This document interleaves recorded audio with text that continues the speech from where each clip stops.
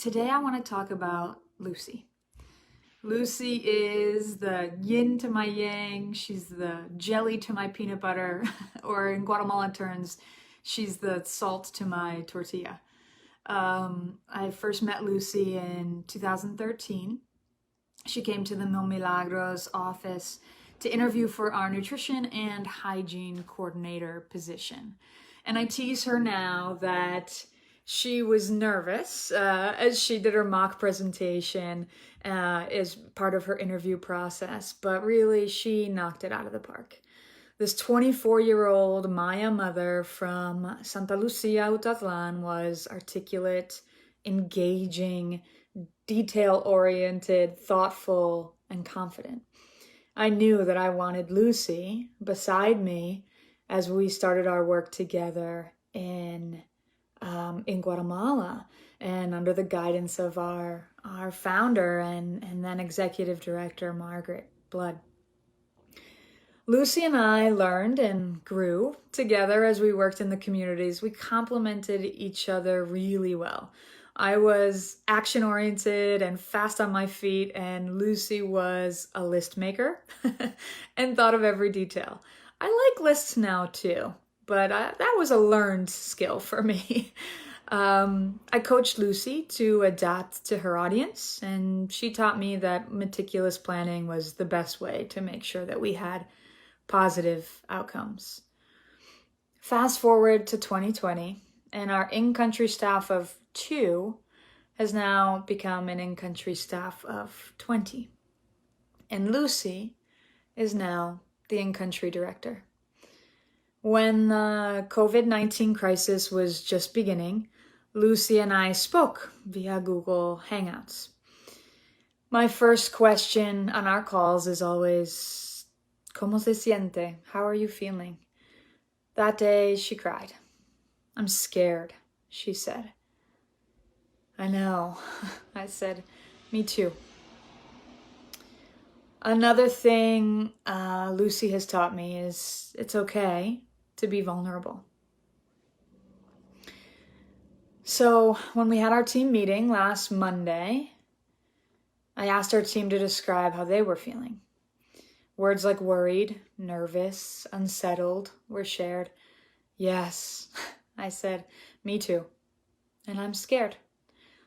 I'm scared for the families and the communities that I know will not have enough food to eat during this crisis. Our families, our communities. I cried. And Lucy took action. I asked her to look into what it would take to get emergency food aid to every single child in our partner communities. She listed, of course, what needed to be done. We need a list of what would go into the food baskets. We need to get price quotes for all of the items. We'd need a list of the leaders in the communities, and we'd need to coordinate with them. We would need a hygiene protocol to put into place. We'd need authorization from the mayor so police patrols wouldn't stop us. And we need to communicate with our team without ever seeing them. It was a lot. When do you think we could start delivering to the communities? I asked. Lucy calculated. I think we can do it by Monday, she said. I looked at her with a half smile and raised eyebrows. She knew what was coming. Do you think we can do it by Friday? I asked. I didn't want the families to wait another minute, but I didn't want them to wait any longer for the help if we could help it. Yeah, she said. We'll make it happen. We finished our call and Lucy got to work, dividing tasks, coordinating with staff, and planning the next few days. Then 2 hours later, she sent me an email. Can we talk? Oh no, I thought. When she came on my computer screen, I saw the worry on her face. The educational supervisor says we can't coordinate with the teachers, we can't use the schools. Oh, and there are no eggs. We spent the next hour reworking our plan, but there was never talk about abandoning our idea. For all that we do differently, Lucy and I share our core values. And if we see something as aligned with our mission and valuable to our communities, we don't give up. So we decided we would coordinate with other community leaders. We know our communities well, after all, and we could do it. And we would find eggs. If there were no eggs because the borders were closed, that meant our communities didn't have eggs either.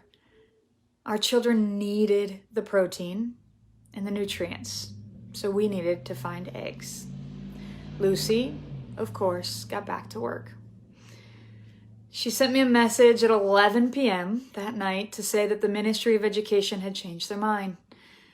We could work with the teachers and use the schools as a delivery point. So, all of the work and coordination that they had done that day, they pivoted. By 8 a.m. the next morning, all of the coordinations had been made, and we found eggs. On Friday, when Lucy and the other team members started sending me photos of the first food deliveries, I couldn't have been prouder or more impressed. The photos showed women, normally reserved and quite shy, smiling broadly with their food staples. The photos also showed handmade posters outlining the hygiene protocol, tape marking the 6 feet distance the parents had to stand between each other to receive the food for their children. The local cable station filming the deliveries, and our staff unloading trucks at 6 a.m. You know what the photos didn't show? Lucy. Her lists, her unyielding faith, her leadership. So that's why I want to share her story. I wanted to share her story with you today. Lucy inspires me.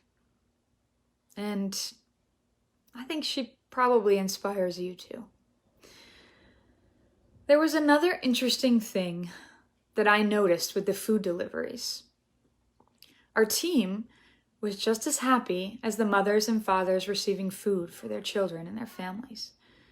In this time of uncertainty and helplessness, our team knew what they were doing was important. The funny thing about reaching out a hand is that you get a hand back. And that's what they were feeling. That's what we were all feeling. We were feeling connected. I think we could all use some more connectedness right now. Some may say that we need to focus our help on our neighbors, and I agree. There are many in the U.S. that are suffering right now. They're suffering from job loss, from illness, and even hunger. I'd also like to challenge us to see these Guatemalan families as our neighbors as well. We are all in this together. This is something that we are all dealing with to different extremes and different degrees, but we are all dealing with it together. In whatever way you can, I encourage you to reach out a hand. You will get a hand back, and it will be pretty amazing. Thank you for listening to my story about Lucy today and our update. I hope that you'll be able to join me next week at 10:30 a.m. Eastern Time. I'll share another story of another leader who inspires me, and I think they'll inspire you too. So join me, and thank you.